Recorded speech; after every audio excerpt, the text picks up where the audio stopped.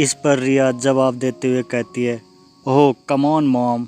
School में हमें teacher कहती है कि हर बच्चे के माँ बाप होते हैं। अब मेरे गेमिंग वर्ल्ड्स के कैरेक्टर की तरह मैं किसी दूसरी दुनिया से तो आई नहीं हूँ, तो ऑफिशियली मेरे पापा भी तो होंगे ही, या किसी जादूगर ने मुझे अपनी हेट में से बाहर निकाला है।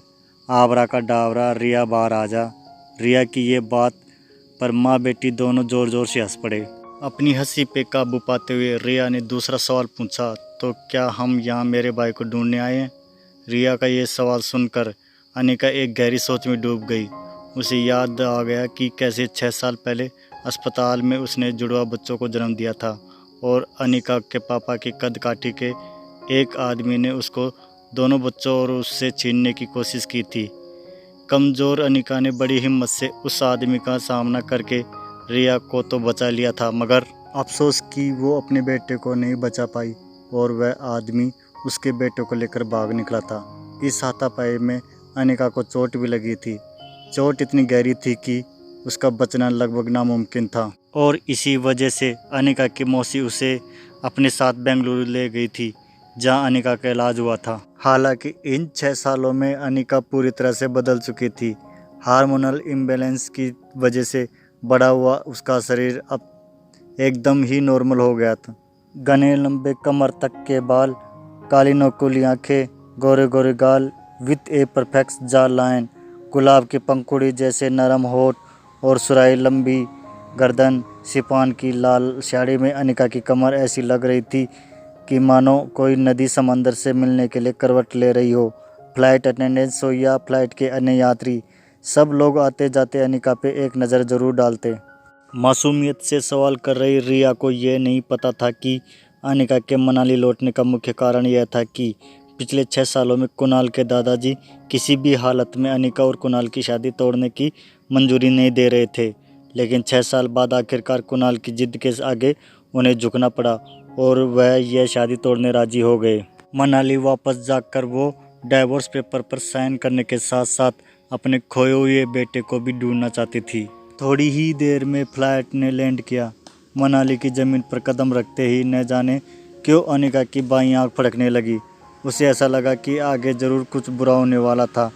वो ये सोचकर लगेज काउंटर की तरफ बढ़ ही रही थी कि तभी उसकी नज़र पीछे की तरफ पड़ी, जहां फ्लाइट के सभी यात्री मुस्कुराकर उसकी ओर देखते हुए आगे बढ़ते जा रहे थे, मानो सब उसकी खूबसूरती में गुम होकर उसके पीछे पीछे चले आ रहे हों। अनिका थोड़ी कॉन्शियस होकर और रिया को संभालते हुए फटाफट आगे चलने लगी। लगेज काउंटर पर से जैसे ही अनिका अपना लगेज लेने के लिए झुकी, फटाक से 3 और लोग भाग कर आए और उसका लगेज उठाकर अनिका को देने लगे, मानो सब इसी बहाने से अनिका से बात करने की कोशिश करना चाहते हों। अनिका चुपचाप अपना लगेज ट्रॉली पर डालकर और रिया का हाथ पकड़कर एयरपोर्ट के बाहर की तरफ निकलने लगी।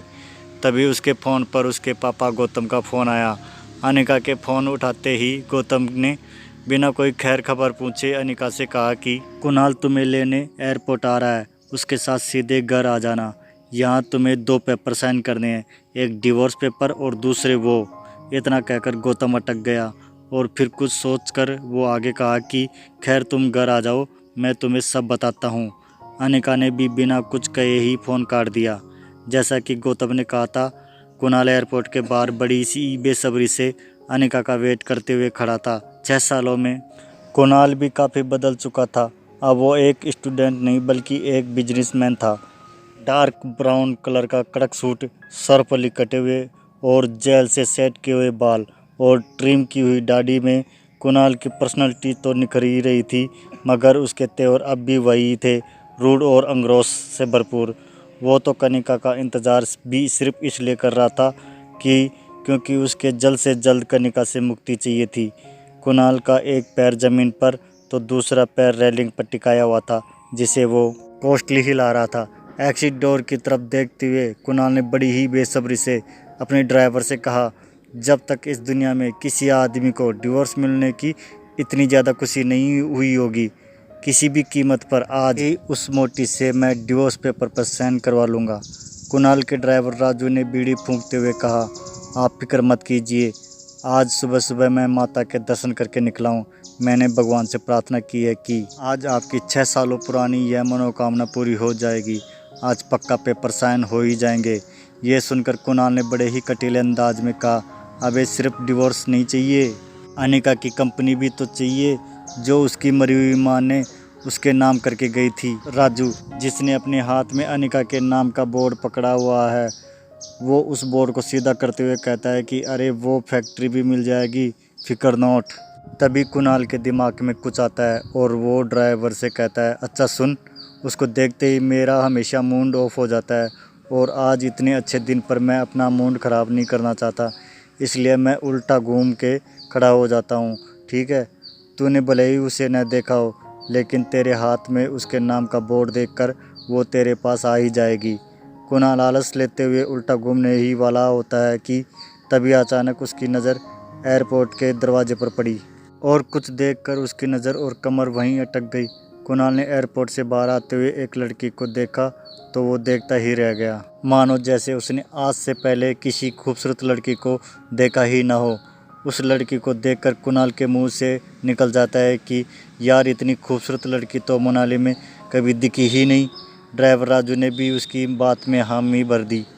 कुणाल बिना वक्त गवाए रेलिंग कूदकर उस लड़की की ओर दौड़ पड़ा और अचानक से वो उस लड़की के सामने आकर खड़ा हो गया और उसका रास्ता रोक लिया। ये खूबसूरत लड़की और कोई नहीं बल्कि अनिका थी।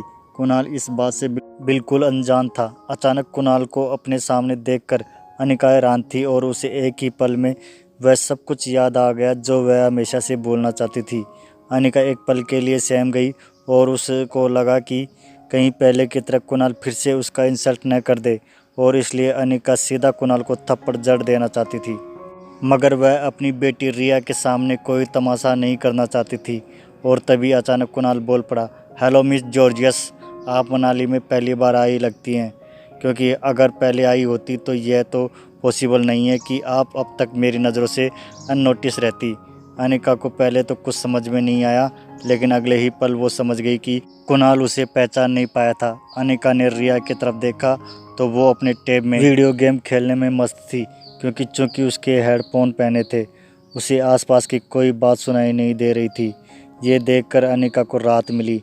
अनिका कुणाल की बात को अवॉइड करते हुए वहाँ से साइड होकर टैक्सी को आवाज़ देने लगी, टैक्सी टैक्सी। अनिका नहीं चाहती थी कि कुणाल उसे पहचाने, लेकिन कुणाल की हार मानने वालों में से थोड़ी था। कुणाल ने उसकी तरफ भागकर फिर से उसका रास्ता रोक दिया। अरे अरे, टैक्सी की क्या ज़रूरत है, मैं अपनी गाड़ी में आपको जहाँ चाहे छोड़ देता हूँ ना। और एक मिनट, यह नन्ही सी गुड़िया कौन है? यह कहते हुए उसने रिया की तरफ इशारा किया और उसके गाल पर हाथ फिराया। लेकिन रिया जब टेप पर गेम खेल रही होती है तब उसे कोई डिस्टर्ब करे वो उसको बिल्कुल अच्छा नहीं लगता, इसलिए टेप से बिना ऊपर देखे उसने अपना गाल झलक दिया। ऐसा करने में रिया के कान से हेडफोन नीचे की तरफ स्लाइड होकर गिर के उसके कंधे पर आ गया था, लेकिन अभी भी उसका ध्यान वीडियो गेम खेलने में ही था। अनिका टैक्सी ढूंढने में बिजी हो गई, लेकिन कुणाल पीछे पीछे आकर उससे एक नहीं दूसरे तरीके से बात करने की कोशिश करता रहता था। कुणाल, ओ समझ गया, ये आपकी छोटी बहन है ना? यह सुनकर रिया ज़ोर ज़ोर से हंस पड़ी। तभी कुणाल को वापस गौतम का फ़ोन आया। कुणाल ने जैसे ही फ़ोन उठाया, गौतम ने पूछा, क्या तुम्हें अनिका मिली? कुणाल ने बड़ा ही तीखा जवाब देते हुए कहा, ना दिखने के लिए आपकी बेटी कोई सुई तो है नहीं कि जब वह गेट से बाहर आएगी तो सिर्फ वही दिखेगी, बल्कि उसके पीछे खड़े लोग भी दिखना बंद हो जाएंगे। और वो रोंडली फ़ोन काट देता है। कुणाल की बात सुनकर अनिका को अंदाज़ा आ गया था कि वो पक्का उसी के बारे में बात कर रहा था। अनिका को कुणाल पर बहुत ही ज़्यादा गुस्सा आ रहा था, लेकिन उसे बस अब जल्दी से टैक्सी चाहिए थी। वो पूरे जोश और गुस्से के साथ ज़ोर से चिल्लाई, टैक्सी। ये सुनकर कुणाल और ज़्यादा इम्प्रेस हो गया और बड़े ही मीठे अंदाज में बोले, सुनिए मिस, मैं आपको छोड़ देता हूँ ना। वैसे भी मैं जिसे लेने आया था लगता है वह आई ही नहीं। आप अगर बेंगलुरु की फ़्लाइट में आई हैं तो आपने फ़्लाइट में किसी बेहद मोटी औरत को देखा होगा। ये सुनकर अनिका एक पल को रुकी और उसने कुणाल की तरफ मुड़कर देखा। कुणाल आगे कहता है कि दरअसल 6 साल पहले वो 120 किलो की थी। अब 6 साल में तो उसने पक्का डबल सेंचुरी पार कर ही ली होगी। अनिका बिना कुछ बोले कुणाल की बातें सुनकर सोच रही है कि पता नहीं क्या क्या सोच रहा है वो उसके बारे में। अपनी बातों को सुनते हुए कुणाल अनिका को देखता है तो वो उससे इम्प्रेस करने के चक्कर में और उसे हंसाने के लिए आगे कहता है कि वैसे मुझे लगता है कि फ़्लाइट वालों ने उसे बिठाने से मना कर दिया होगा, कहा होगा कि अगर तुम बैठोगे तो फ़्लाइट कैसे उड़ेगी। कहते हुए वो खुद भी हंसता है और उम्मीद करता है कि उसके जोक से अनिका को भी हंसी आएगी, लेकिन अनिका बड़े ही ठंडे तरीके से उसको देखती रही। अनिका को हंसता हुआ ना देखकर कुणाल ने भी अपनी हंसी रोकी और बोला, अजी छोड़िए, मैं भी किसकी बातें लेकर बैठ गया, कहाँ आप और कहाँ वो। तभी एक टैक्सी अनिका के पास आकर रुक गई। दूसरी तरफ पीछे से कुणाल का ड्राइवर हाथ में अनिका गुलेरिया का बोर्ड लेकर दौड़ा चला रहा था। वो आकर कुणाल के बाजू में खड़ा हो गया, मानो वो कुणाल से कुछ बताने आया हो। अनिका ने जल्दी जल्दी में रिया को टैक्सी में बिठाया और खुद जब टैक्सी में बैठने जा रही थी तब कुणाल ने थोड़ा मायूस होते हुए कहा, वैसे आपको मनाली में किसी भी चीज़ की ज़रूरत हो तो सिर्फ एक ही नाम याद रखिएगा, कुणाल डोगरा। किसी से भी मेरा नाम पूछिएगा, मेरे घर तक छोड़ जाएगा आपको। टैक्सी वहाँ से निकलने ही वाली थी कि तभी कुणाल ने टैक्सी रोकी और विंडो के पास झुककर बड़े ही फ्लूइड अंदाज में कहा, अरे मिस अपना नाम तो बताती जाओ। ये सुनकर अनिका ने कुणाल को देखते हुए अपनी आंखों से काला चश्मा निकाला और बड़े ही तेज और कटीली नज़र से कुणाल को देखते हुए बिना किसी हाव भाव से धीरे से कहा, अनिका गुलेरिया।